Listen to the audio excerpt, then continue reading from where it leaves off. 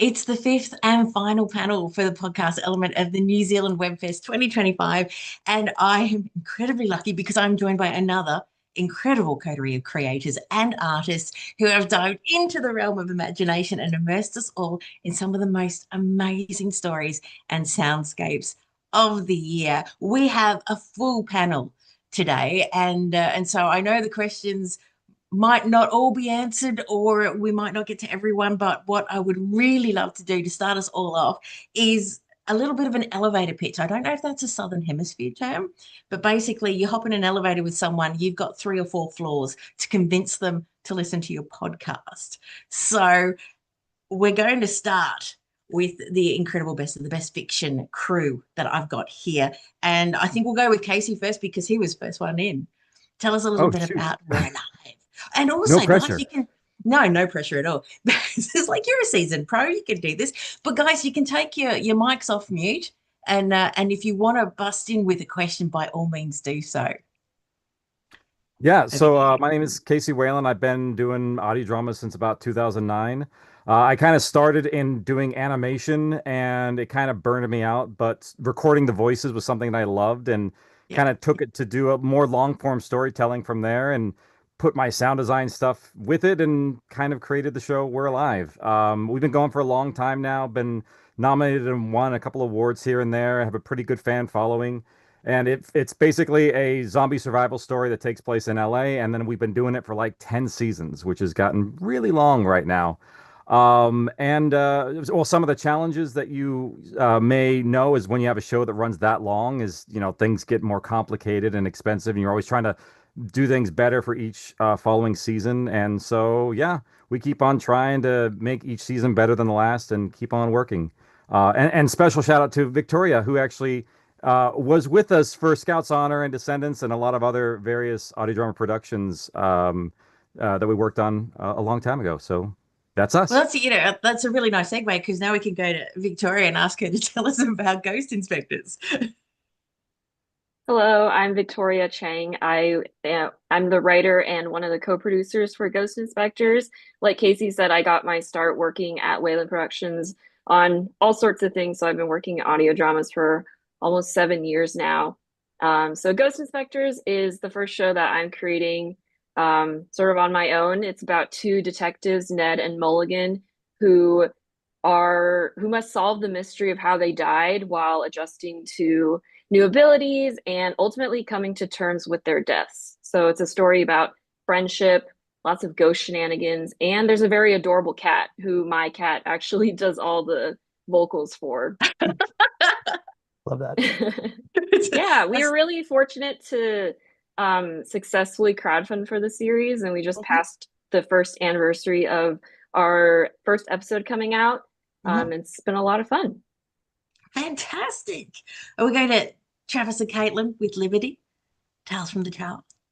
Oh, okay. I'm Kay Stats, and Travis Vengraf. we're Fool and Scholar, and we are here this time for Liberty, which is amazing because out of the 10 plus years now that we've been doing podcasting, Liberty's finally getting like awards, which is fantastic. It's Liberty Tales from the Tower in a nutshell. It's serialized anthology horror. Every episode's a different scary story set in the same world, a sci-fi place. You can also now listen in Japanese, being released every 2 weeks as well. Yeah. Wow. That's incredible. Is that the full cast is Japanese, or is it a Japanese overlay? Yes, Yes. we flew to Tokyo and we recorded in studio in Tokyo with a whole array of Japanese voice actors after having everything professionally translated. And that was definitely an endeavor because the world of Atreus already has its own way of speaking, and then we had to take that and make that into like a Japanese version of that. And it was a blast. It's arduous and a lot of work, but so much fun. It's like a larger team put that together with us, helping us translate it and adapt it, than makes the original show, because it's just us two otherwise. So That's incredible.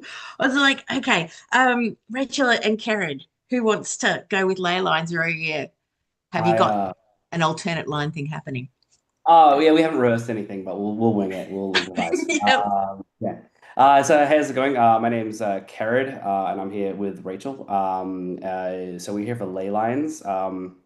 Ley Lines is an adventure series audio fiction show. Really, inspired by the classic sort of 80s and 90s kind of adventure movies. Really growing up and having that like Lucas and Spielberg kind of feel. We found that there wasn't really anything in the audio fiction world that kind of was like it, and we had thought the story really resonated with an opportunity for the audio fiction world, and so we kind of went in, got it written, and Rachel took it and ran with it and directed it and absolutely killed it. And yeah, and it's been a really great fun ride, with this season one, which has been really great. It's like, Rachel, did you want to add anything in? Yeah. Yeah, thanks, buddy. It's fun being on a dais of some real like long-term players in the scene, because just when it felt like, Carrot and I and our other co-founders were getting our feet underneath us, we're here with like, Fool and Scholar and Wayland Productions, and it's like, oh well, we've been doing this about 3 years come March of 2026, and similar to what Ka and Travis mentioned, Ley Lines is not our first show, but it is the one that has really started to resonate. It's been really cool over the past year to see it getting some awards. We kind of tried some bigger, weirder things. The coolest thing I think that happened was having the Budapest Symphony Orchestra record our theme. You can rent them by the hour, which sounds ridiculous. Yeah, you can remote direct them, which our composer Michelle Sadath did. And so and then they made a video. So they sent this video of just a room full of Hungarians just playing our score, which is kind of just an unreal little moment for us. And so yeah, Carrot had this great idea of exploring a genre that typically doesn't get a lot of audio fiction play, and it was a challenge that I sort of just jumped in with both feet. I came at this from the narration and audiobook world with a side of theater and circus, so I started to pull that into my directing style. It's why we record in the round as an ensemble. So yeah, that's us, and it's just so cool to see folks I've seen at festivals like all over. Anyway, yeah, hey. That's kind of, I'm going straight to Lauren and Ian, because I think your reaction was the same as mine to Yeah, I think we were just like on mute, just like, what? That's crazy. Genuinely like I didn't know you could do that moment. Yeah. I mean, and then the next thought is, That's how do we true. get it into our program? yeah, it's truly crazy things where you're just like, oh, it's crazy what the people that you can work with and the things that you can do if you just kind of put yourself out there and ask. Yeah. And that's one of the coolest things about audio fiction, is that so much of it is that feeling of like, oh, there's not a ton of expectations of, well, this is how that's done. There's always a new pathway to kind of explore in that. I should probably introduce us. Yes, tell us about Fox and Stallion. I'm Lauren Grace Thompson. I'm Ian Gears. We are the co-creators of Fox and Stallion. We are a comedy mystery podcast about, we're set in the world of Sherlock Holmes, but we are about his neighbors across the street who are also trying to make a go of it being detectives. But he can't, because he keeps taking all the mysteries. Yes. So this is our second season. So this is kind of the first season that's taken off with like awards and stuff. So much like Rachel just described, we're kind of very we're like, we shouldn't be here. Yeah, a little bit of imposter syndrome, much like our characters. So really just looking around at people whose work that we've listened to for such a long time and kind of finding it very surreal that we're here. Yeah. We're like in the midst of working on season 3 right now. And very much we've been doing this for about 5 years and still in the process of just, how do we do that? We write something and then we're just like, how do we figure that out? Yeah. We both also come from the world of theater, specifically classical theater. So there's, if any Shakespeare fans or kind of like Jacobean fans out there, there's a lot of silly jokes and references to that style of art in here. And yeah, we're using it as kind of our little catch-all to talk about trying to make it as amateur artists in a world of increasing amateur artistry. Yeah. And having trouble breaking in and finding your own pathway versus the path that's been forged before. Yeah. I think what's so incredible about the audio fiction podcast community is that generosity of spirit. when it comes to cheering other people on. And we have someone who's making their debut in the panel. The camera is not on, and that's Jane from Kind.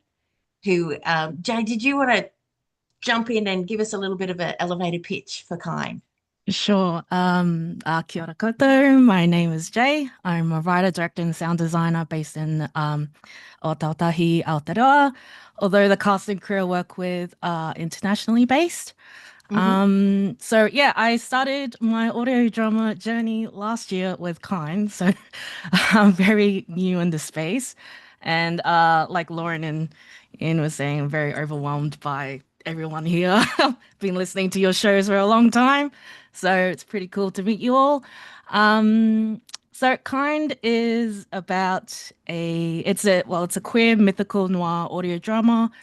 It's about a happily married cook / caretaker at an orphanage who's also a notorious serial killer called the Kind Killer. It features queer BIPOC characters and a very diverse cast and crew. And it's heavily inspired by East Asian stories and dramas, particularly queer East Asian media, Hollywood noir films, and Korean and Japanese folk mythologies. And yeah, so that's my elevator pitch. You're doing awesome, Jay. You're doing awesome. And it's last but very much not least, Jonathan, tell us about Morona Grant. So Morona Grant is a 1930s adventure, very much in the spirit of Indiana Jones. It's a very, very fun. It's got a very, very fun like crew that kind of go together with Morona to find the lost 30 pieces of silver that Judas Iscariot used to betray Jesus. And it has everything in it from aerial dogfighting to traps, tombs, cultists, undead hordes. So if you're looking for adventure, I would say listen to it. Now, when you do say the aerial dogfighting, we're just going to clarify: no dogs were harmed in that. We could not train any to fly in the time that we needed to. So yes, no injuries. Fantastic. I'm coming at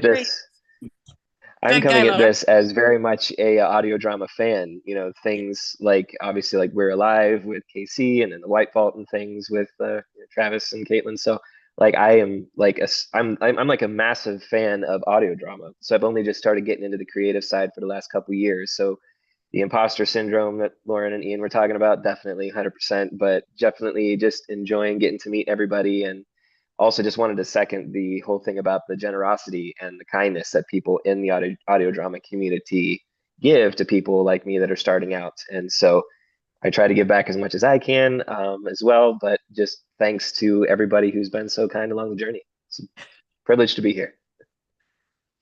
Lauren, did you want to say something? Oh no, it was just a one-off joke about like we finally found the constraints of audio fiction. Teaching dogs to fly planes. It is a lot like that. But what I would like to say to everyone is there's no such thing as imposter syndrome. I mean, we all work with words. We know the power of words. We're taking the power back. We're not going to give it to imposter syndrome. We are trickster gods and goddesses. We have them all fooled. You know, we are also in the realm of audio, which means that, you know, there is so much more that we could do. And because we're telling stories, so it's always objective and then subjective. And the thing is, you know, I think more than ever, the world needs our stories. So, you know, imposter syndrome, I get it. I understand it, but it's not imposter syndrome. It's a little bit of self-doubt that's keeping us grounded and making us do better each time we step up. And everyone absolutely 110% deserves to be here and more, because I mean, I've had the pleasure of listening to all your podcasts and I am in love with every single aspect, not only the story of the narration, the acting, the sound design. And I'm talking too much and I'm meant to be moderating. So I'm going to step back and get you to open your mics and tell me about something that has really just hit home and made that whole journey into audio fiction worth it and more. Well, I kind of wanted to piggyback off of the imposter syndrome thing, because the cool thing about like audio fiction in general is audio is the most like equal playing field because like you can go toe to toe with the biggest studios and produce something better than they are, Yeah. because it's achievable on a lower scale. Like you could do the best sound design and go and be as good as some of the big stuff out there. And I've listened to some of the big stuff and I've listened to some of the small stuff, and it is all over the place. You'll have, the productions can be incredibly good from the smallest sources. If I could just jump in there, that's actually how we got started doing audio drama. Was we had a script that we were kind of writing as potentially a short film or a teleplay or something that would have required much more money and resources and a benefactor to come in. And Lauren was the one who was first like, well, if we adapt this for audio and kind of use it as a way to teach ourselves how to do the medium as like a test case, then we've given ourselves the tools to tell any story we want. Yeah, and let our imaginations fly even more. And then that was back in 2019, and we haven't really turned back since. Yeah. That is exactly the same second verse, same as the first for Good Story Guild. We founded in Los Angeles, but by a couple of, sort of disillusioned screenwriters. And let me tell you, it's 2023, and since then, it hasn't really gotten any better. But we were not about to let, gatekeeping get in the way of making things that we cared about. Carrot and I had already made a low budget, like vertical TikTok series to play around, going, we can't write a pilot, then we'll make a little show for it. And that kicked off. We realized we were such good collaborators. And I said, I've been narrating alien porn for so many years. Can I transmute that skill set into something that can help us bring stories to life? And Casey, you really nailed it. It's the great equalizer. And what happens is it strips away all the bells and whistles, because you don't have, muscle bound hotties in CGI suits. You don't have, a typhoon. All you have is the skills at your disposal. And that sparks a lot of creativity. And it's the intentionality that carries the day, which is why it's so fun to, it separates, the wheat from the chaff, I guess. But at the same time, there's such a low barrier of entry that people can come in and say, I just want to play in this sandbox. And the audio fiction community is so welcoming that they go, yeah, come in. Here's my shovel. Here's my pail. And if you stay, you stay. And if you decide that you really want to make that your domain, then there's all this runway that you give yourself. And now I'm talking too much, but I'm glad everyone has had a very similar experience as to how those artistic limitations end up really sometimes cracking the project open for you. And it just takes you in places that if you'd had an unlimited budget, you'd write a more boring story. It's like I'm seeing nods left, right, and center. That's how everyone feels. It's like you can just jump in, guys. Just take your mics off mute. Just jump on in. If I could jump in. Absolutely. What we did actually when we were, even before we did crowdfunding for Ghost Inspectors, we actually made a pilot that was just like myself and my co-producer, Gino Jang Hansen, and some friends doing all the voices for the characters. And it was a great way for us to literally test if the story was working and also put out an actual product into the world that people could listen to as a proof of concept. So even like down to the granular level of like, I know some people use audio dramas as a proof of concept to get that audio drama made into something else, but we literally just made a pilot for our audio drama itself, and it was just really fun, and we got to figure out what was working, what wasn't working, and that way we made sure it was like really super polished by the time we were making it for real. Brilliant. Has anyone else got like that little heart moment? I mean, we didn't go in, like you were saying, we didn't go into this with the intention of it ever being anything other than an audio drama. It was like, we wanted an escape from life. So we were going to be creative together, and we decided to start creating Liberty. And same with the very first season. Travis and I voiced a lot of the characters. We're most of the cast. Just in different voices. And then, that was over 10 years ago, and we didn't really know anybody. So it was just us, a lot of us, and then some of our friends and family. And then slowly we started increasing, but it was just something fun for us to do. And it became this huge part of our lives. It's now our jobs. We get to work together audio drama as a community has been so amazing, and it also has brought Travis and I to the point in our lives where we are now. And we get to create the stories we get to create because of them. I'll also quickly add, for our 10 years of doing this stuff, we re-recorded our entire first season of Tales from the Tower, which is like, we've grown so much. We're so much better now, and we feel really great with not only the tools we have access to, because we were using just like free sound and whatever I could record with a microphone. And now like there's libraries out there you can find for sound effects, and we know so many really talented people. Yeah, even all the way back then, 10 years ago, people were already sharing sound effect files, trying to teach people how to do things, giving little courses in like meetup groups via Discord to learn certain things. And nowadays it's just that, but even bigger, because podcasting has grown, the community has grown, and there's so many more people telling amazing stories. Yeah. And like you're saying, it's such an accessible medium. So not only do you get more stories, but you get stories that otherwise would have gone untold, which is fantastic. It's like finding treasures that otherwise would have been buried forever. Jonathan, what about you? I have just like the collaboration aspect of it. Like, I mean, as a whole, which we already talked about, just the audio drama community in general. But even within like your voice actors and composers that you hire, like I love the collaboration. I would love to be a writer, but I do not have. I've got 4 kids at home that are 8 and under, so to get the quiet space to sit down and be able to write actual dialogue is rough for me, but I can collaborate with a writer all day. So I have really enjoyed the writers that I have collaborated with for the different projects that we've done. Now, Marona is a little bit different because it is a book adaptation. So we're adapting an existing written material into this audio drama. But even so, working with Brina on that and being able to change that, what she's written in the book to the audio drama type of a script has been very fun. I think that's a great puzzle to try to put together too, to try not to, you got to figure out how to convey everything, but not in a way that kind of breaks the immersion. So I like trying to figure that puzzle out. But just the collaboration and letting other people have input, which just elevates it to a point that you by yourself never would have been able to pull off. So that's my favorite part of the whole thing by far. That's great. And Jay, you want to give this one a go?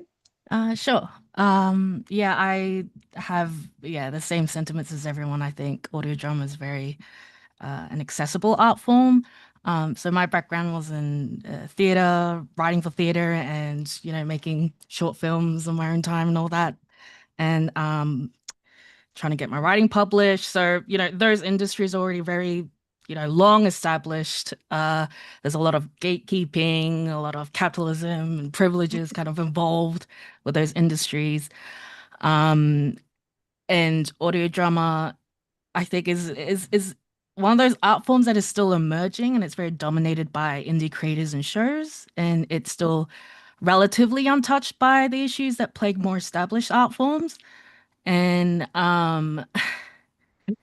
yeah, I think one of the most frustrating aspects of trying to be an artist before I even knew audio drama thing was a thing that I could do, was trying to break into those industries, trying to get my work out there, trying to get my voice heard. And as someone who's BIPOC and queer, and that's getting your voice heard is one of the most difficult things that you can do, and especially in Western societies. So this art form definitely gives me and other BIPOC creators as well, like that platform to be able to be seen and be heard. So I think that's I think it's it's kind of silly, but I think it's one of the last, I guess, real socialist kind of art forms out there, especially these days, when we're in late capitalism, and everything's all about money and big corp and all that. So that's just my experience with it anyway. Thank you, Jay. I've got, while we're doing the glimmers and the good stuff, and the fact that we can reach our listeners one-on-one, and we're directing our stories to people, and we do have to make that distinction that what we do is, it's audio fiction and it's fiction audio drama, so it's not audio books. Jonathan, I know it's Brenna's amazing story, but what you're doing with it is not just telling the story.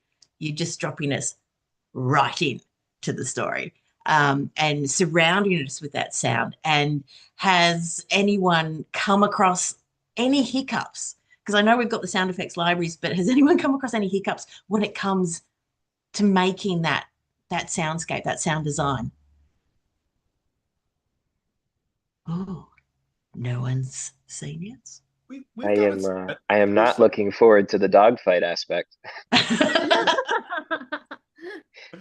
Airplanes are hard. I did just a small scene with one, or I've done 2 small scenes with them, and they are tricky. That and vehicles. I don't know about anybody else, but man, Yeah. unless you're out there like in a vehicle, like recording a vehicle, but even then, to match it up with everything, it's tricky. Yeah, people don't realize that like any vehicle at all becomes a character. It has to respond, it has to interact with the characters, and it has to be very specific to what the characters are doing. So I think vehicles is definitely one of the ones that I would say is probably one of the more difficult things. Like even things like planes or trains. Like I'm doing a train scene, and like depending on where you're at in a train, it's a completely different sound profile, and how you can make sure that, you know, it's a loud thing, but you can still hear what's going on. And yeah, vehicles are probably one of the more trickier aspects, I think, if you're trying to storytell around them.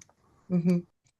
Yeah, we had a silly one happen in the first season where we stupidly write a lot of scenes of cooking and a lot of people cooking things, and our incredible sound designer Sarah Baczynski told us that almost like burned her house down. Yeah, almost burned her beautiful Canadian apartment down because the scene called for cooking salmon in an excessive amount of butter, and she went and did that and recorded it as live Foley, and then told us she almost burned her apartment down. So, oh no! We also, I think it's also interesting. We didn't realize how big of a challenge I think it would be sourcing sound effects for if you're doing time period stuff, because the whole world sounds different, and so much of the library, understandably, is people going out into our modern world and recording it as it is. And so it is really tricky finding, you know, the approximations of what things were in, you know, in the Victorian era. What a doorbell sounds like in 1891. What a street sounds like in you know 1891. What a carriage sounds like, and even floors sound different. Yeah, or even like what luggage being set down sounds like then, because it's made of different materials, and you can hear the difference when it's not that level. It can seem like, oh well, we don't have to do all of the, you know, the big CGI and special effects, and you don't have to build a street that is a time period, but there are those little details that listeners will know because it's so immersive and it's so in your head. You're painting a picture for them. It's actually very tricky how quickly that picture can go off the rails from what you want it to be. You really do kind of have to curate that world inside the listener's head in very tricky ways that are authentic and are lived in, but not distracting from the dialogue. So that balance of kind of curating that world has always been really, really tricky, and a really like focus of kind of notes, edits and stuff. From a design and from a musical standpoint as well. Oh, I love that you bring that up. The finale of Ley Lines has a car crash in it, a chase scene in it. And the fun thing that I think might speak to a little bit of what everyone's mentioning is that while verisimilitude can be great, and like, oh, I'm going to find out what this tire swing makes in real life, and then you listen to it and you go, it doesn't give tire swing. And then you start realizing, you know, you have to think outside the box and realize that they don't know that there are bubbles in the aquarium unless you make like a which is not the noise that the bubbles make in real life, but it's the noise that our brain uses to create a bubble noise.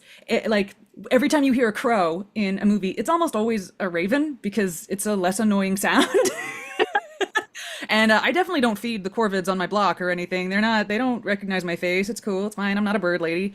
But all of those little jumps of the algebra of what am I trying to evoke? How can I do that sonically? Oh, if I can't find that sound or recreate that sound, how do I alchemize it from something entirely different? And that is such a fun puzzle to chew on. Realizing, for instance, in this car scene, that there are noises that if I saw in a movie would feel cartoonish, like the veering around of stuff. But you need this almost zoom sound to put you to choreograph these things in space, and it sounds almost like it's too much. until you hear it, and then you can calibrate it a little more finely. But yeah, it's such a fun puzzle though.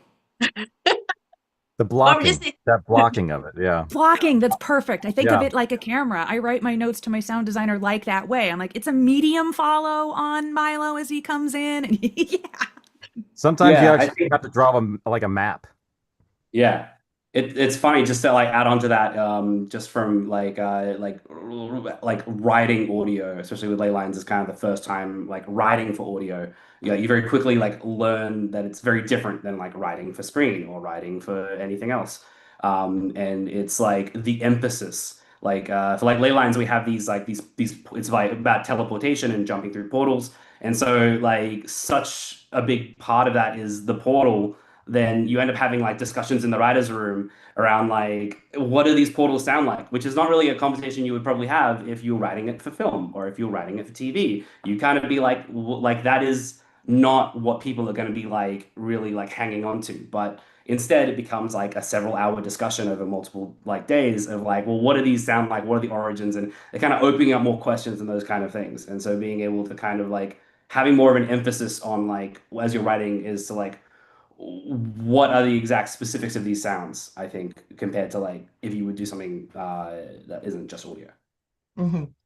Mm-hmm. Well, it becomes the signature of your piece. Like people have to identify what's happening, otherwise they'll get confused and then they'll get lost in your story, which is definitely the thing we don't want to have happen in audio. I did have one little the hardest sound effect we've ever had to record story, which I thought was really fun. And Victoria may remember this one actually. We had a character who had to scream underwater, and we literally recorded everything we could in the studio, tried to mix all these different things, but it never sounded right. Like it always sounded like it was a scream and you muffled it and had this threw bubbles in it. It was weird. Where the solution was literally having the character go into my parents' jacuzzi, put a microphone under the water and have him scream underwater, because the bubbles and everything it sounded so good because the scream and the bubbles like merged together as they were doing it. And it was just like probably one of the hardest things we've ever had to record, because we did get the microphone wet, but it was totally worth it. I was gonna ask how you got the microphone in the water safely. Those umbrella bags. We got one of those. We put the microphone in the umbrella bag. We did a bunch of rubber bands on it, so it was just the XLR hanging out. And so I was able to hear it on the side. And we used a Shure SM58, which I don't know if you've ever used them, are almost bulletproof. You could put a nail head through them and they'll still work. So it got a little wet, but it still worked after that. That's incredible. Travis, did you want to jump in on that one?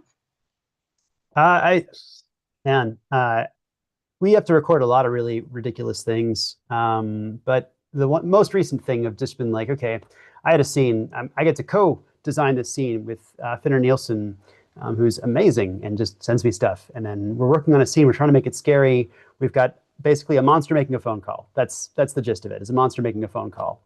So you've got like this voice, and it's stolen someone's voice. So it's using the voice of another character from the show, and they're speaking sort of like monotone and creep, sort of like was Nosferatu, the Nosferatu voice, if you've seen the new movie. And it's like, okay, well, is this scary enough? Because it's a phone call with Nosferatu. Well, what if we added like whispers under it? And like, what if, well, we can't get the actor back in the studio. I'm going to record whispers under it. And we got to like make it match up and line up. Okay. It still sounds like a scary phone call, but we're in like a boring room. What if we added like a creepier air conditioning and like trying to like find different ways? Because we can't add music, because it would be really weird. We've gone 8 seasons with no music in scene. So I can't just be like, and there's music, and there's suddenly artificial ambiences that like non-diegetic sounds, the ones that don't naturally occur. Yeah. So it was a really tricky situation trying to find a way to make that scene feel more ominous without resorting to the fun tactics of like, we'll just put like a musical tone under it that's a scary tone, C sharp or something, minor. Yeah. And my side note is I've also drawn maps of locations that I've written, because I will say, okay, Travis, specifically this floor of this building, this is going to be stone floor, and then it goes to tile floor, and then this room is going to be wood. This is going to be stone again. So he knows when they're in specific rooms where it is and what they're going to sound like when they're walking on that floor. It's a lot of walking. So, yeah, anything to get the job done. We can all agree footsteps are the hardest, right?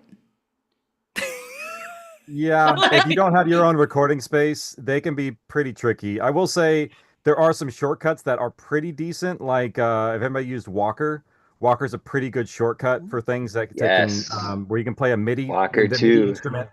Will play the footsteps, but they're Oh, not that's nothing cool. beats like old-fashioned Foley. Like if Yeah. you have the mic and you can do the surface, yeah. Mm-hmm. Victoria, did you want to pop in on that one? Yeah, sure. I'm a sound designer, so I love talking about anything sound design. I guess one of the things that was most fun to design in Ghost Inspectors was anything relating to the ghosts, because they can like phase through things. Later on, they figure out other abilities that I won't spoil, but when I wrote the script, I described it as like when they phase through objects, they can actually feel what material the object is made of. So when they're phasing through a wood door, I added in kind of a little bit of like wood splintery cracking underneath the standard ghost phasing sound. That way, each phasing, because they phase through a lot of different areas, so I wanted them to sound like identifiable but slightly different, so you could tell that it wasn't the same sound effect played over and over.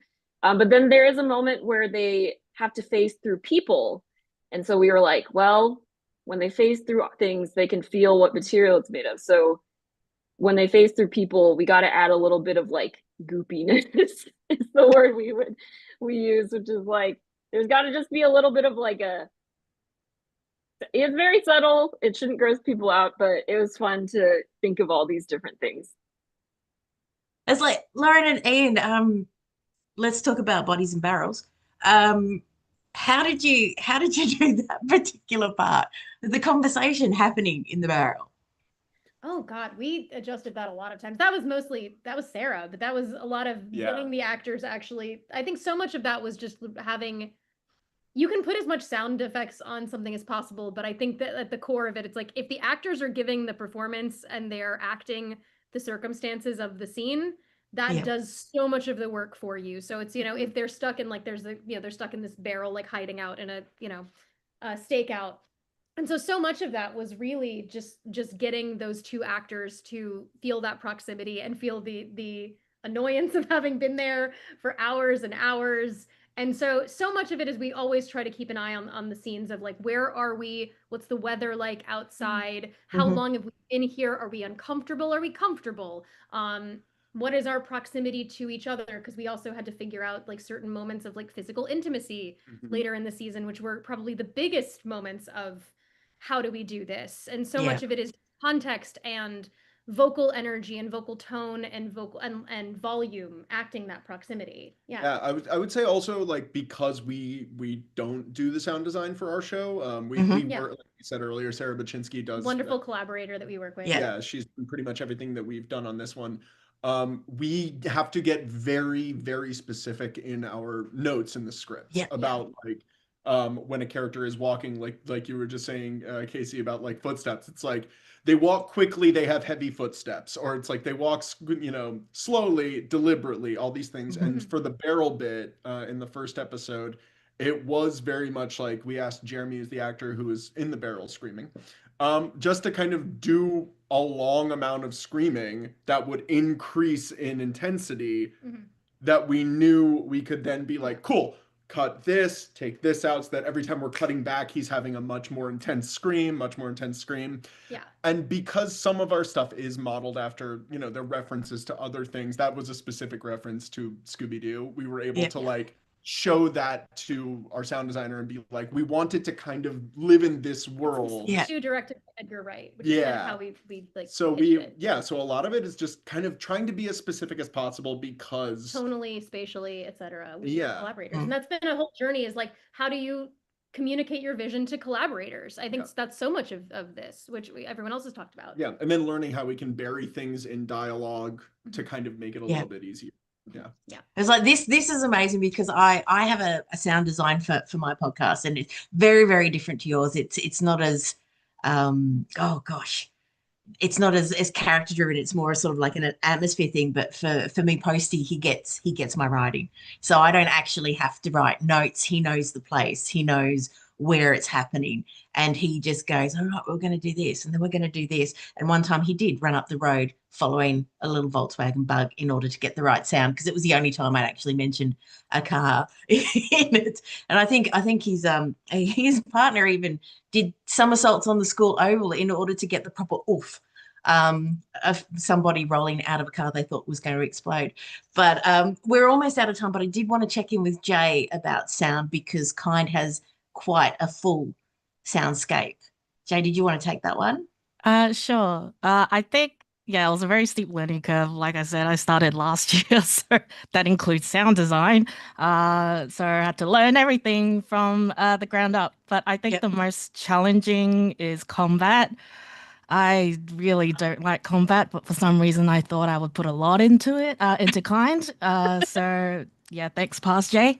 I it definitely does translate differently from, watching combat to actually listening to it.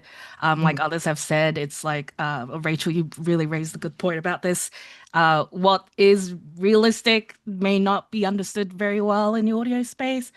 So I did research a lot, watched a lot of Rusha, rewatched It Man many times. Um, and tried it that way. Didn't really work. It just kind of got drowned out in all the noise. So it's very, very choreographed.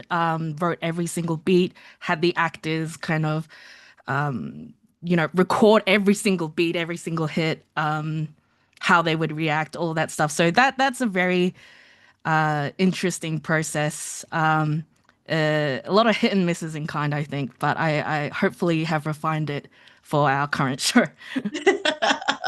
Thank you, Joe. Actually, I want to thank everyone, because our time is up. It just flew. And I would love to keep talking, but unfortunately we've got to go because the next panel is knocking on the door. But we have the best of the best. We have the best of fiction podcast from New Zealand Webfest 2025. Casey from We're Alive, Descendants, Jonathan from Miranda Grant, Travis and Caitlin from Liberty Tales of the Towers, Rachel and Karen Ley Lines, Jay from Kind, Victoria from Ghost Inspectors, and of course Lauren and Anne from Fox and Stallion. I have enjoyed your podcast so incredibly much. I'm just in awe of what you produce, and of course your generosity in the podcast community. Thank you so much for your time, and hopefully more stories.